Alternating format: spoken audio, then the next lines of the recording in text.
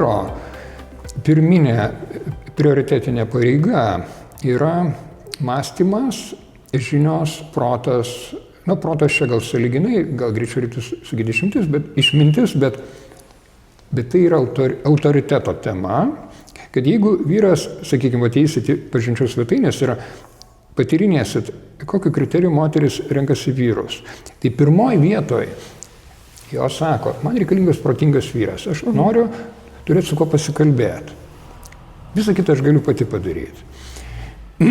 Tai vyrai dėja šitą pareigą nelabai vykdo, nelabai supranta ir kaip tą daryti iš viso. Tai kitaip sakant, kad vyras turi su savo smegenim pirmą tvarkytis. Po to antra vyro funkcija ar pareiga yra darbštumas, tai yra uždirbti pinigus, medžioti bizonus, mamutus ir nešti į namus resursus, tai prasme pinigus uždirbti, ar kaip jis ten sugeba.